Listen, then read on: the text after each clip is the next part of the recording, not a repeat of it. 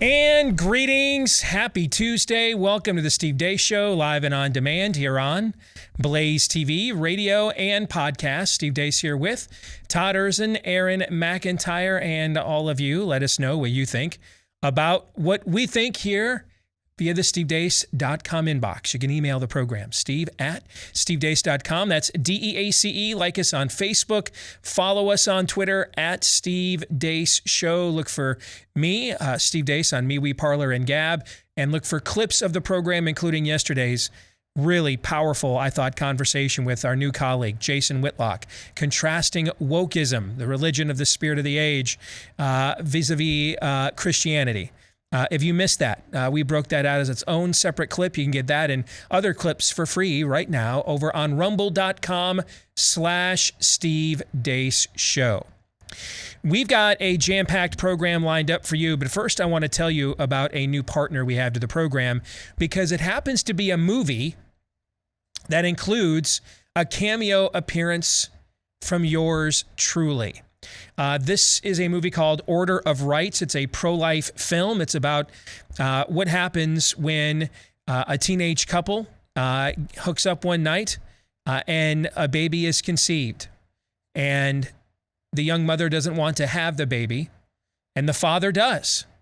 And he decides to take his case to court on the grounds that that is a person and that he has rights to defend the child every bit as equal, at least, as the mother does, to kill it.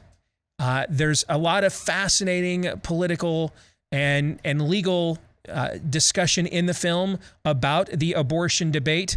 And then every now and then there's a couple of cameo scenes from yours truly when they get bored and they want the movie to suck. They put me in for a couple of scenes as well. This was Most Inspirational Film at the 2019 International Christian Film Festival. It's available online now for purchase or rental via Amazon Prime, Apple TV, iTunes, Google, Vudu, Vimeo. You can also get more information, look at the trailer if you visit orderofrightsmovie.com. Again, that's orderofrightsmovie.com. All right, coming up on the show here today, at the bottom of the hour, we get so very few opportunities to do this. All right, but and that is to bring people who are willing to come on with a differing view. So our home state of Iowa is one of the numerous states that is striking out against critical racist theory, and a local columnist has written a piece critical of it, and calling this largely a canard imaginary. This is being blown. It's really something that is obscure within academia and is being blown out of proportion. We'll get into the conversation with why he thinks that and maybe about some other things that he thinks coming up here at the bottom of the hour. Next hour, we will continue our look on fake news or not at our best-selling book, Faucian Bargain. And it's the Cuomo chapter that we will be discussing this week on the program. So stay tuned for that. And then Pop Culture Tuesday, the latest iteration of the Marvel Cinematic Universe has been unveiled. And that is the debut episode of Loki on Disney+. We will have a review and a discussion about that coming up in the next hour of the program. But before we get to all of that, of course, here is Aaron's rundown of what happened while we were away. What happened while we were away brought to you by dementia. The President of the United States showed up 2.5 hours late to a NATO press conference yesterday, where he proceeded to take a handful of reportedly hand-picked questions, including this one, asking whether or not Russian Premier Vladimir Putin is a killer. To answer the first question, I'm laughing too. They actually... Well, look, I mean, he has made clear that the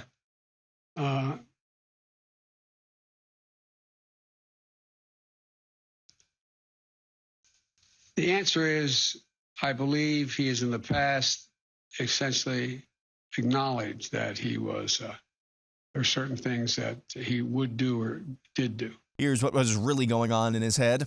Well, look, I mean, he has made clear that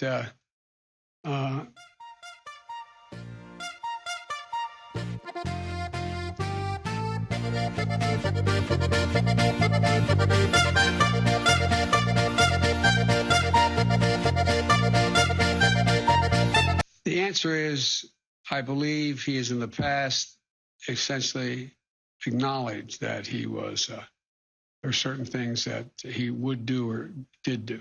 Dr. Anthony Fauci seems to be warming up to the lab leak theory. Maybe somebody took it from the wild, put it in the lab, and then it escaped from the lab. But that means it was in the wild to begin with. So that's why I don't get what they're talking about. And here's what's going on in Dr. Anthony Fauci's head. Maybe somebody took it from the wild, the flatulation put it in the lab, of the matter by transmitting the effervescence of the Indonesian proximity in order to further segregate the crux of my venereal infection. That's why I don't get what they're talking about. Checking in on Chuck Schumer. I have found that my whole career.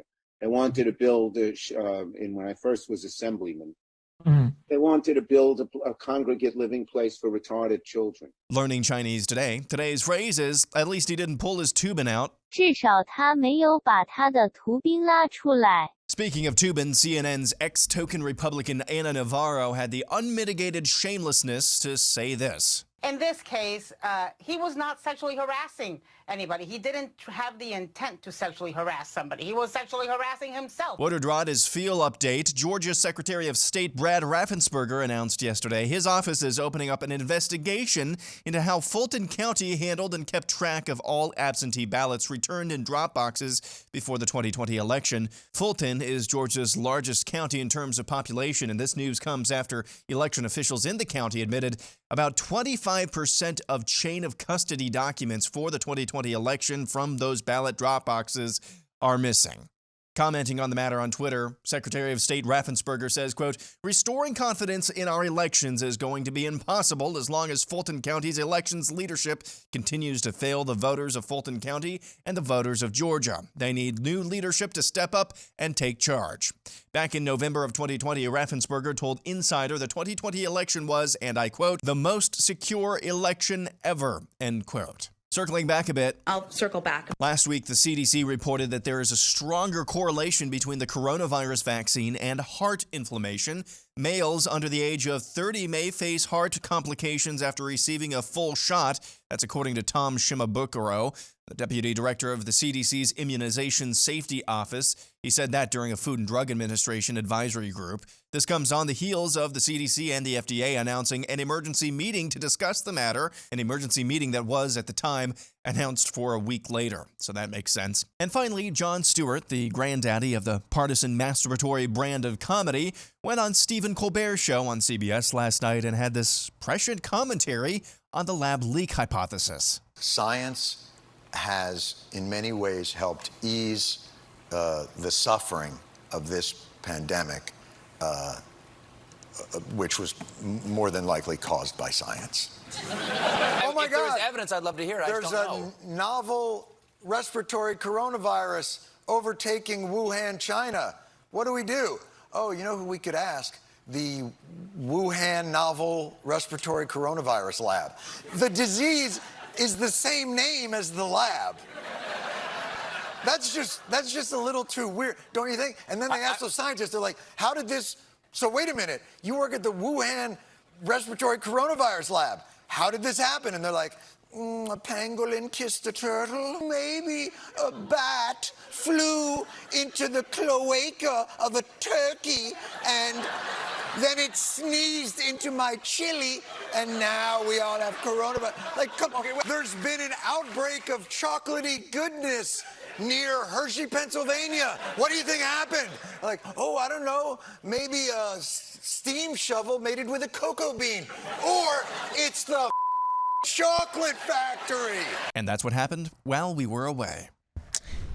I think I said this last year. The best new movie I saw last year, and the pickings were slim, obviously, with the pandemic. Okay, I mean, first time I've never come out with like a top 10 favorite movies of the year list or anything, because it just wasn't enough worthy of discussion. But the best movie I did see last year, which I think is a legitimately great film, and it wasn't just that it was the best film of what was an overall weak year, but it's a standalone good movie, was Jon Stewart's, the film he wrote and directed, political comedy, Irresistible, with Steve Carell. It is a phenomenal film. It is very witty, very self-aware, much like what you saw from Jon Stewart in that clip. Aaron's Montage brought to you by Omega XL. If you're struggling, it could be your knees, your back, your neck, your shoulders, whichever is that lingering achiness and soreness that you're struggling with. Unless it's a recent injury, chances are you're dealing with lingering inflammation. And that's why you want to get a product, not a topical rub that'll just let you get through the day, but a product that will actually attack the inflammation that's causing your pain before it does something permanent. If you're looking for an all-natural anti-inflammatory, look no further than our friends over at Omega XL. This is the product I use each day, backed by 35 years of clinical research. If you want to give it a shot right now, they're offering buy one bottle, get a second one for free when you visit omegaxl.com/Steve. Again, that's omegaxl.com/Steve, or give them a call at 800-844-4888. That's 800-844-4888. Let's get to the rest of what's in the montage. Aaron, if you could, in a PG-13 characterization, tell our audience your unfiltered, except for the PG-13 filter, your otherwise unfiltered thoughts on the Georgia Secretary of State and why. He is a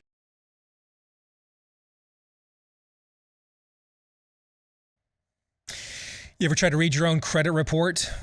That could be an exercise in frustration, understanding all these various charts and columns.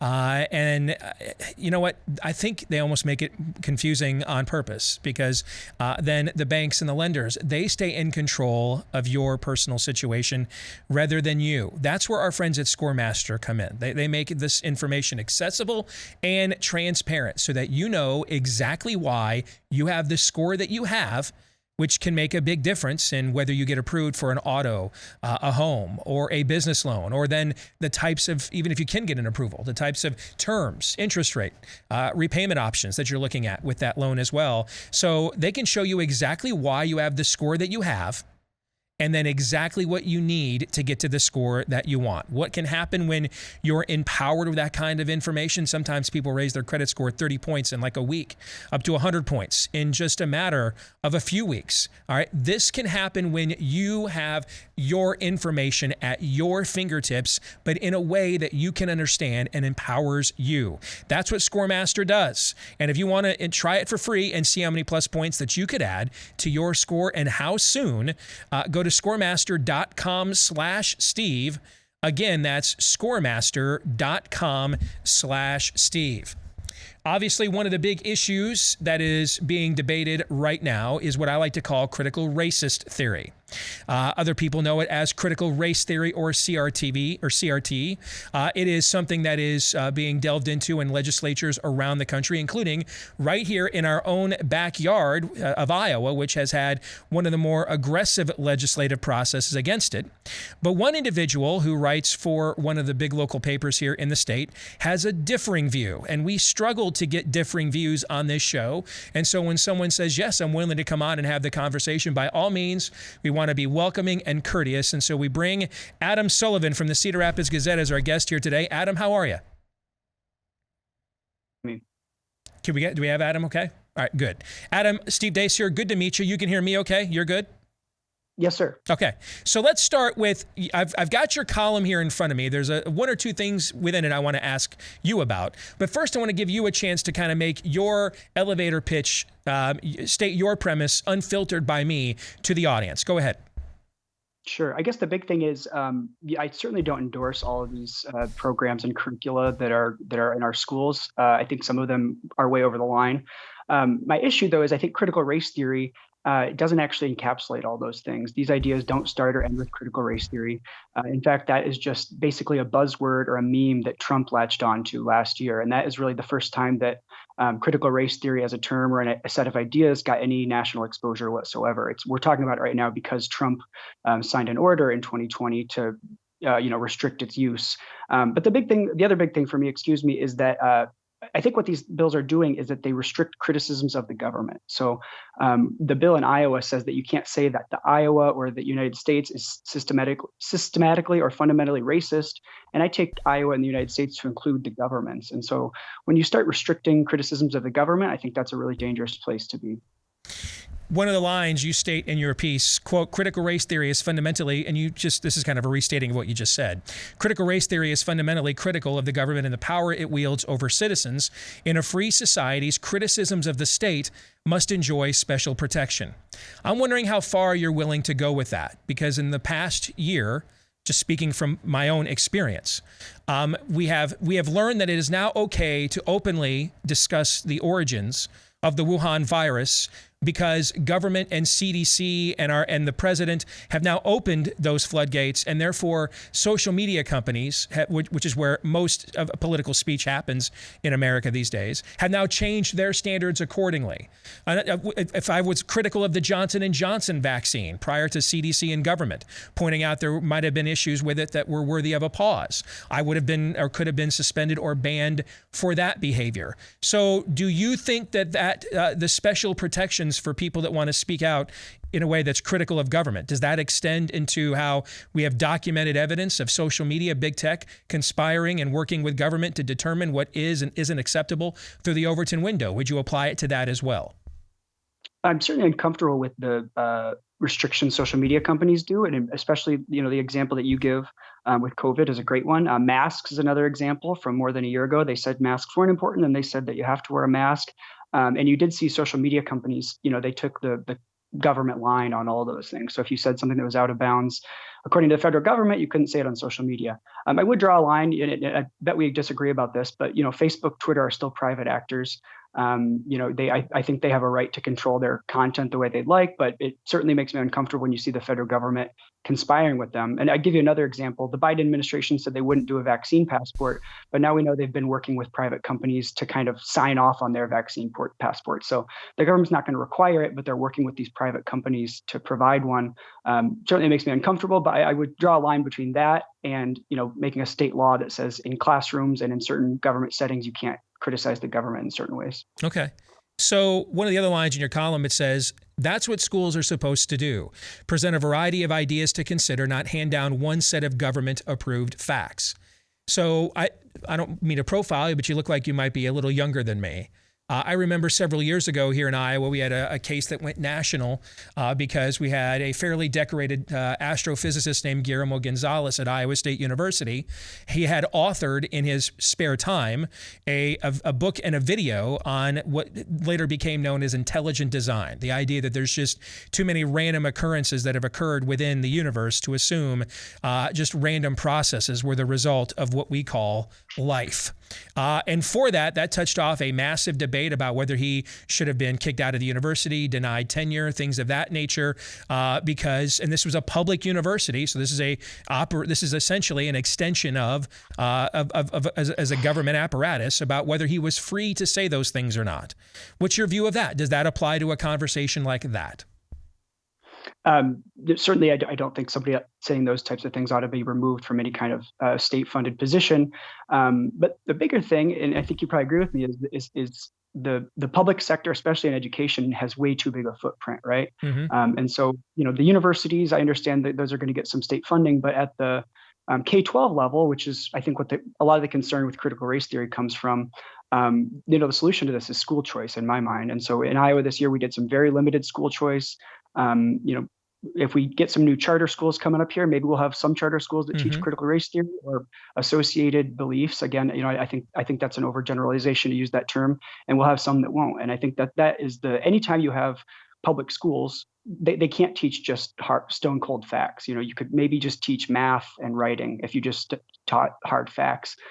So anytime you do have public schooling, you have these tricky situations where people have to make judgment calls. They have to take on controversial subjects. And there's people like you who are going to say, well, I don't want my tax money used for that. And I think that's totally fair. But as long as we do have public schools, I think they should be relatively unrestricted, especially to criticize the government.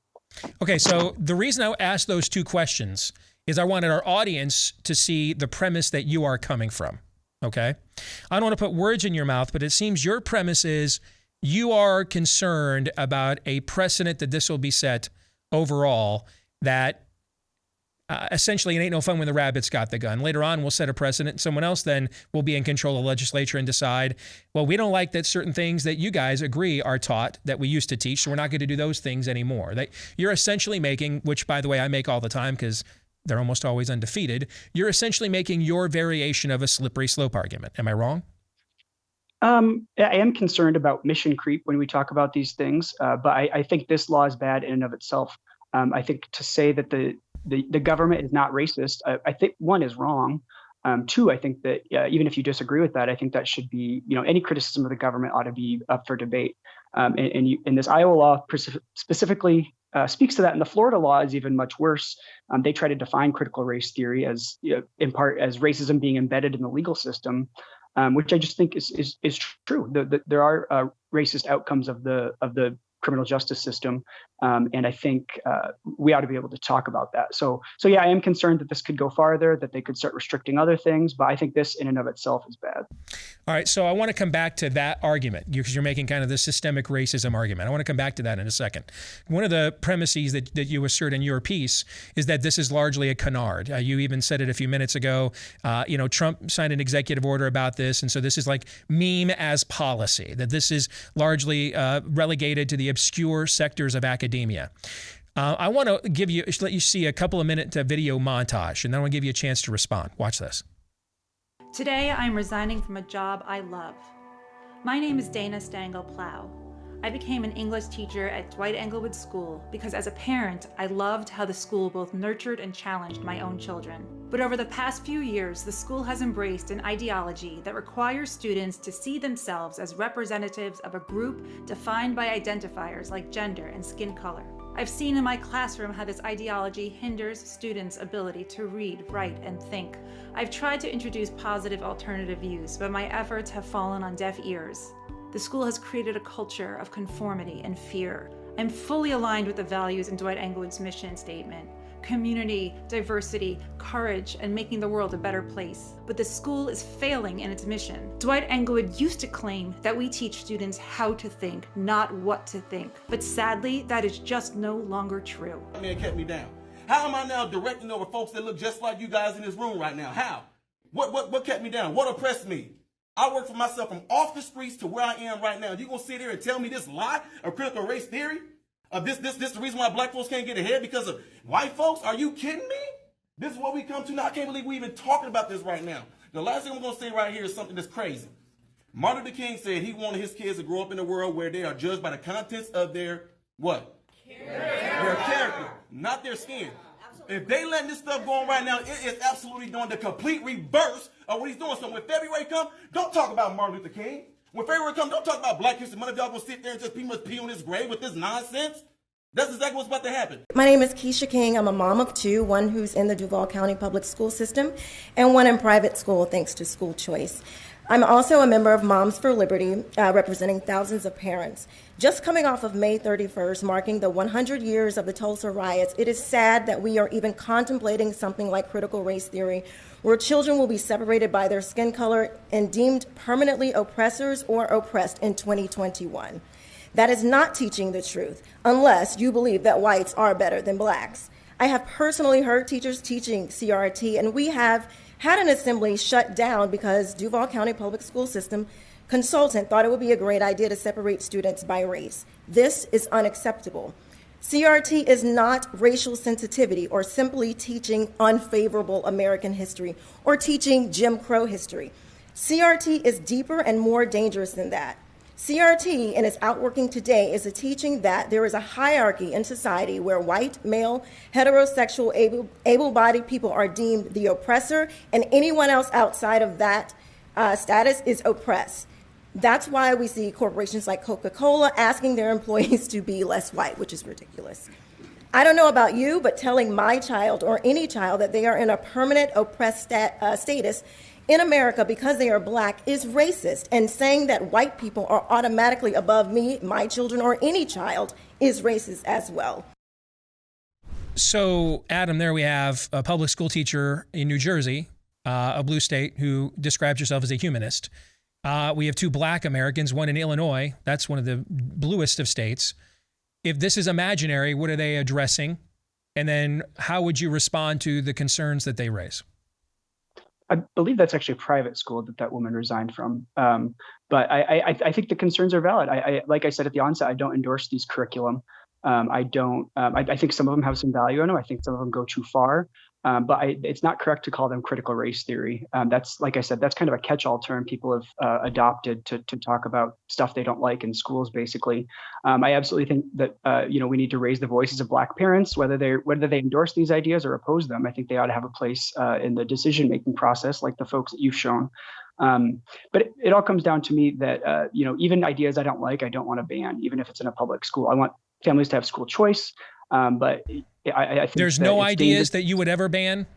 Sexualizing kids, you wouldn't ban that. There's nothing you could ban. Nothing that you would think that kids just should not be subjected to that. There's literally nothing. What is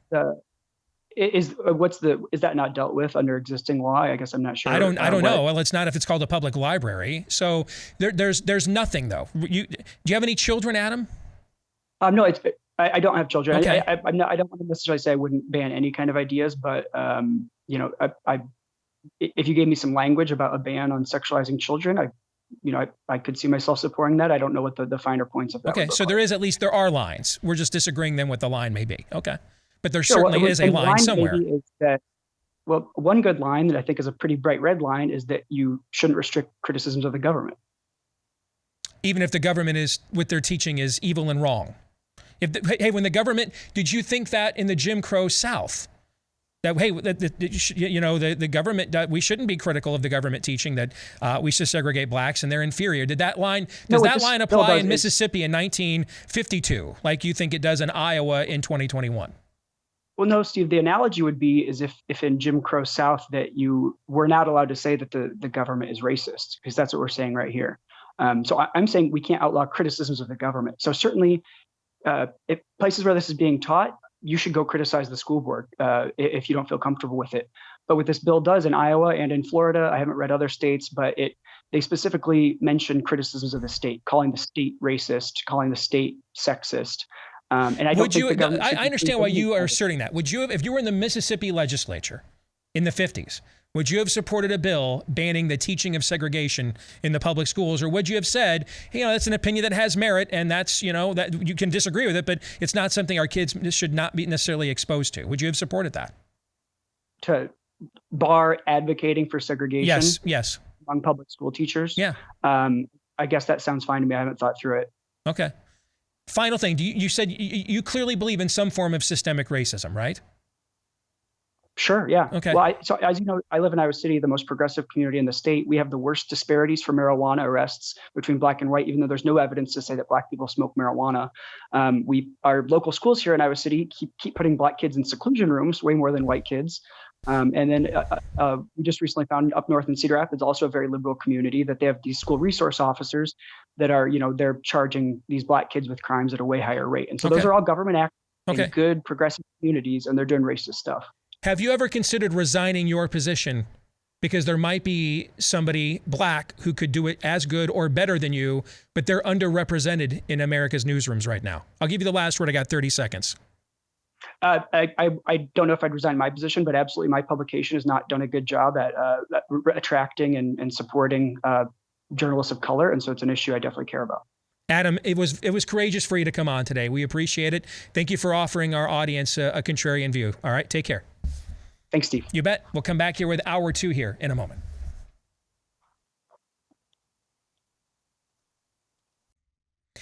Back with hour 2, live and on demand here on Blaze TV, radio, and podcast. Steve Deace here with Aaron McIntyre and Todd Erzin. Want to thank Adam Sullivan from the Cedar Rapids Gazette for hopping on board and coming into the Lion's Den here with a contrarian opinion.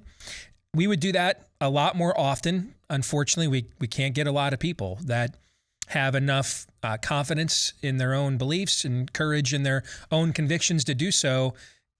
Especially because every time we've done it, I go out of my way to make sure that the other, because you know why, man? It's that whole love your neighbors, you love yourself thing.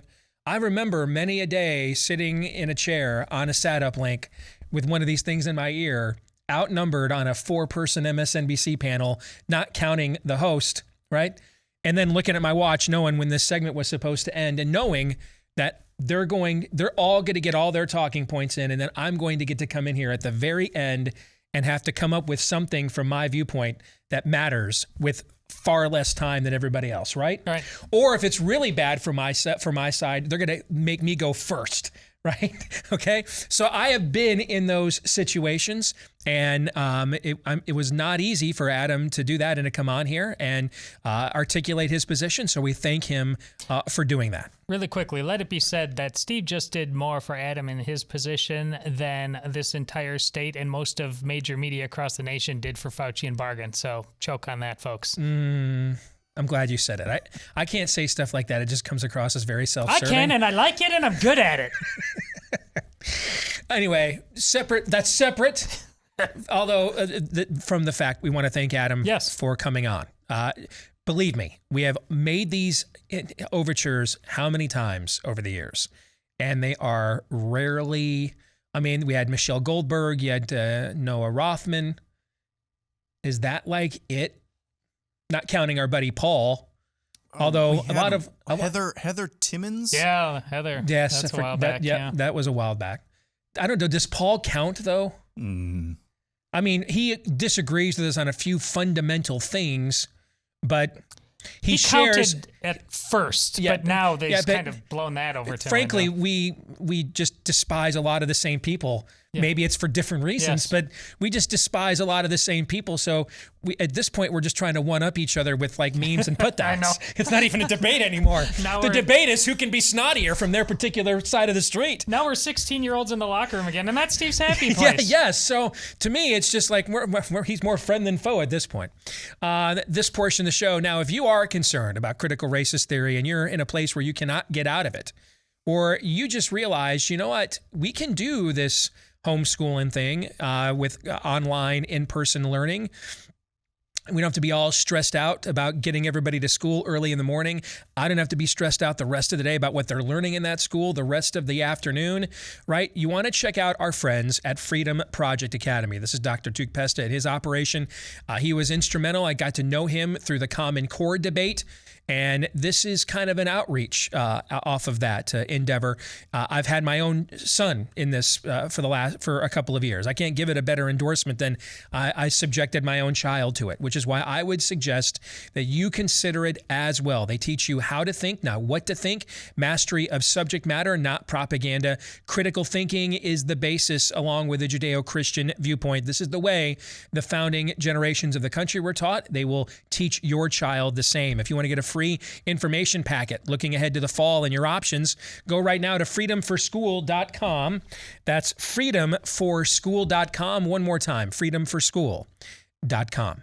It is now time for Fake News or Not as we continue our look through our best-selling book, Faucian Bargain, the most powerful and dangerous bureaucrat in American history. And if last week we talked about the chapter that, for me, was the biggest challenge after you. So the way this book worked is you did all the compiling, I did a lot of the writing, and then we collaborated on the conclusion, right? That's pretty much how it worked. Yeah. When we went to the Wuhan lab chapter I mentioned last week, this was the most personally difficult for me because it was very difficult to gauge where would this story be when and then after the book came out, right? And let's not get in over our skis because we're not talking about anything. Just so you guys know, in case any of you don't, is anything right now that's being discussed openly and fairly about this lab right now, anything that we didn't believe before this book came out? No. Anything that we weren't fairly confident was true a year ago at this time? No. Last March? No. But the question is, though, could we get over our skis to the point that we do something that's reckless that then damages the credibility of the rest of the book, right? Sure. This chapter is the opposite. This is like Jack Nicholson's Joker when he says to Bob in the 1989 Batman, hard to stay inside the lines. All right, I mean, this was a target-rich environment. This chapter was almost so much fun. Eventually, we just had to cut it off and move on. Okay, because this is the chapter where we deal with the vile figure of Andrew Cuomo. And Steve has said before in other topics through the years that, you know, if you presented this reality to somebody as a movie script, they'd look at you and say, this is not believable in any way, shape, or form. Well, here we are, so buckle up, folks. Fake news or not, Steve?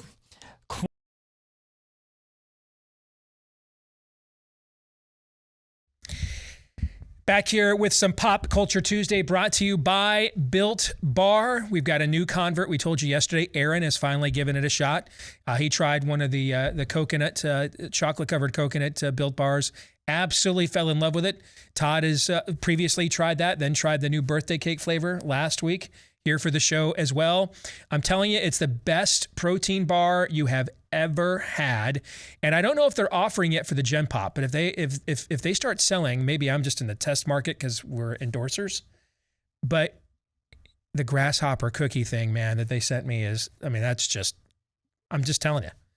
If I cut that thing in half and then like cut in half the candy bars out there, you would not know the difference, or you'd rank this higher than a lot of the candy bars. That's how good some of these Built Bars are. They're all really good, all covered in real chocolate, all 160 or so calories or less, 5 net carbs or less, 7 grams of sugar or less. Fits into any healthy lifestyle, low carb, low sugar, low cal.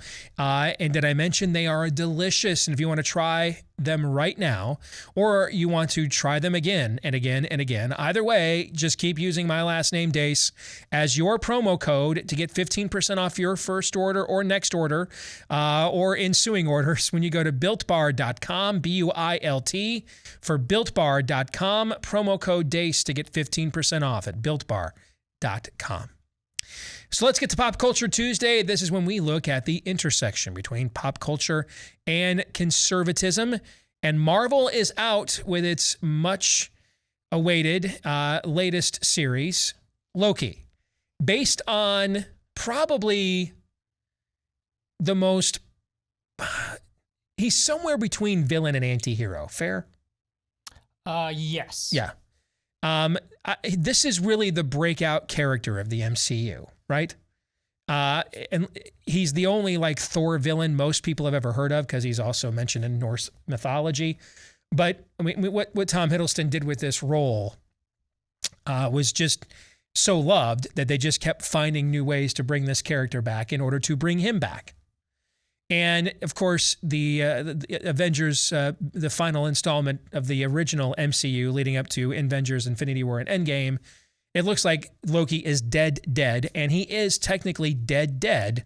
But in Endgame, in order to go back and reverse the Thanos snap, a strain of time gets messed up when a still mischievous trickster, more villain than anti-hero, fair, Loki, from 2012, is able to grab one of the Infinity Stones we call the Tesseract, and use that to escape his looming imprisonment, which then began an offshoot of time, what they call a variant, which brings in a wing of the Marvel universe I'm not that familiar with. I didn't read a lot about that when I was a kid. I know all the cosmic stuff and all the earthbound stuff, but the time stuff through the TVA, the Time Variant Authority, and the Time Keepers and all that stuff, a lot of this is going to be kind of new to me.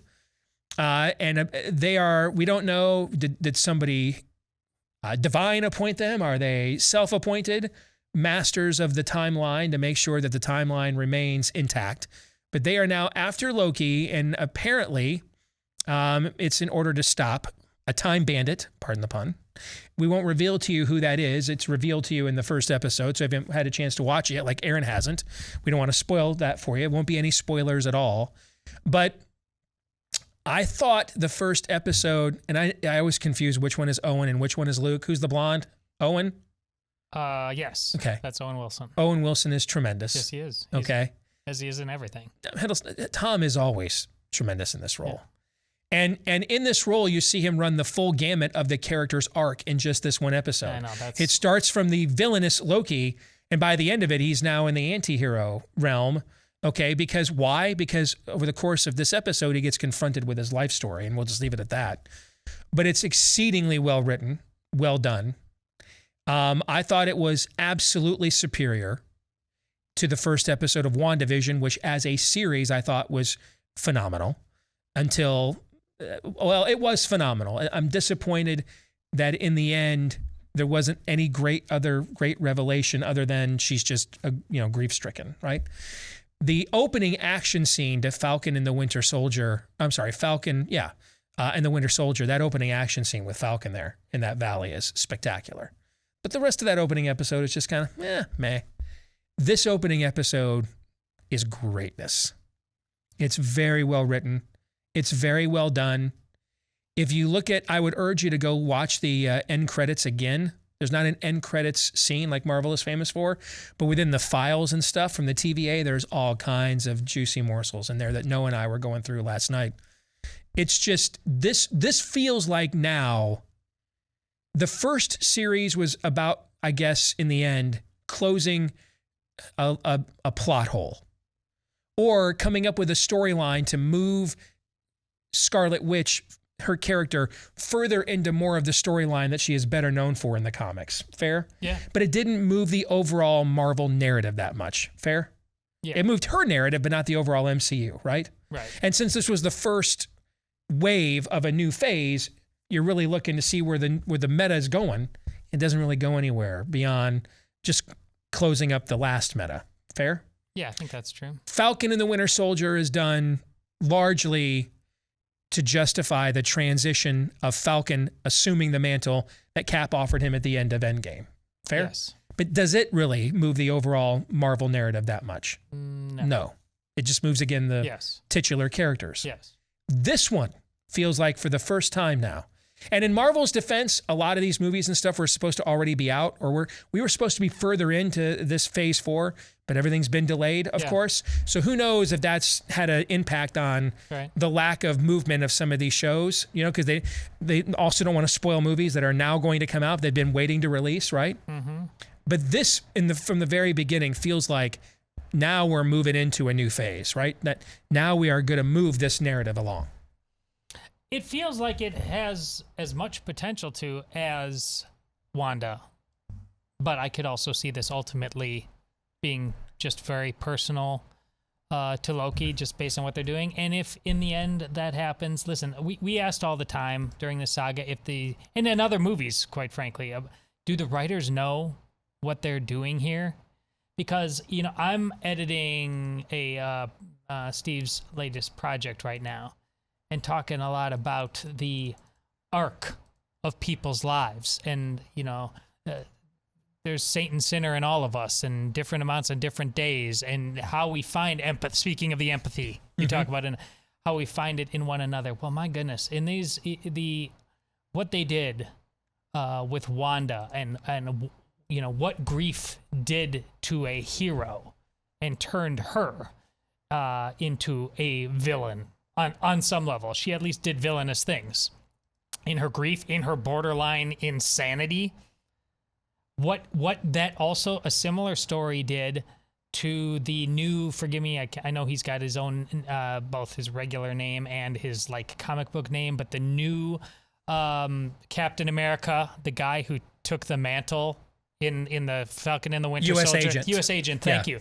That guy, while not having super powers initially, in that the responsibility, the duty that was perfectly encapsulated by the likes of Chris Evans, Captain America himself, through that story. It was just too much in a very short period of time. It absolutely broke that guy. And then here, Loki, there's that great scene in a largely, I don't think it's bad, it's just not relative, it's to all the other movies, it's not great, but the second Thor movie, I hardly remember any of it, but it's considered by some the weakest of all the Marvel movies. And I think that might be fair, but it's not terrible. Even though it introduces one of the other Infinity Stones. Yeah. But yeah. And it's got this great scene, though, it's Loki in a nutshell. He's in prison there. And he's Loki, the trickster, the images and all that stuff. And he's talking with Thor. And Thor's like, let's stop the game. And then he takes off and there's the beaten Loki. You see him with he's not wearing his regalia, and he's a guy who's been in prison for a long time. And to your point, Steve, you see, but that happened, I don't know, months after his initial Avengers villainous appearance. Here, like, he just got done being the mega villain, and then it's like he's at St. Peter's Gate, and he's shown the totality of his life. That's a great analogy. And it just, he's so disoriented. He's the guy that's normally the trickster disorienting everybody else. And in one episode, you see reality, Loki, him, and it just blows his mind. And we have no idea yet what the consequences of this in this. That's why I can't wait to see, like, how that mind scramble is going to impact him when it happened in like an hour. What that experience does is it produces self-awareness. Yeah, there it is. Because see, if you go back to his character arc, Odin lied, conquered his people. He's not really an Odin's son. Okay. He's a Laufey son, he's really descended from the frost giants. I'm abused. I've been lied to. And then on top of that, the clearly more vain, banal brother, simply because he's the natural son, he gets the throne. That really, I'm smarter, more cunning. Really, I'm the one that understands statecraft. He's just a brute. But he got the throne because he's the natural son. So I'm a victim again, right? You see the internal. You see what happens. He becomes minus self-awareness. Wow, this is the conversation we were just having. Minus self-awareness, Loki is a sociopath. You see that happen. Okay, it starts with certainty and devolves into becoming a sociopath. Just the conversation we were just having about Fauci. And then this experience in not really an afterlife, even though that's a good analogy, okay? But this confronting of his this confrontation peaks and sparks self-awareness. And now suddenly that requires introspection. Yes. It penetrated his veneer, right? And you know what did it, though? Is this going to be a spoiler if I say what it does? It's the recognition. You know what? I won't say how he comes to this recognition. But there is a great scene in this show where he has shown some things that in the past he thought were where he put all of his faith and where he thought the ultimate power was, right? Right. And he has shown that this is a higher power we're dealing with here, and these things are trinkets compared to this. Yes.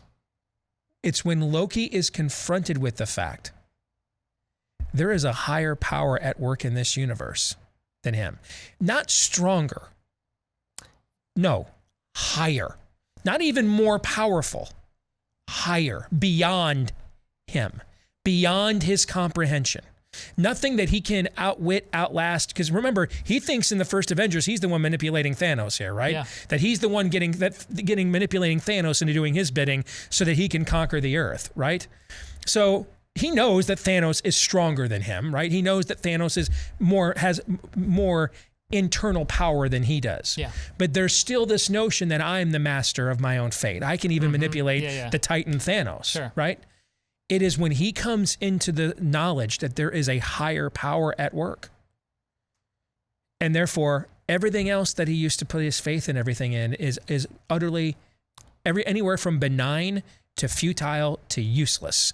That's what sparks the self-awareness in Loki. And that's why these guys are so great. You just described an incredibly deep point. That was made in the film, but it's made in a very casual, offhand way in the film. And I remember I stopped in my tracks at the moment you're talking about, Steve, when they just kind of like walk like past, like, oh, yeah. I mean, they took the sum and total of how many films? And like in one scene, they were just like, yeah, but I mean, it was amazing. Yeah, and it's not rushed or contrived. No.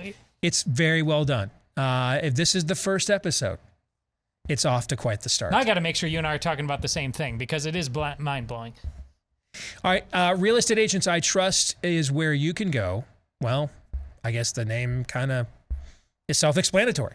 To find a real estate agent you can trust, because even in these unprecedented times, Bing. Thank you, times in which we are now looking at record inflation, because apparently it's 1977 again.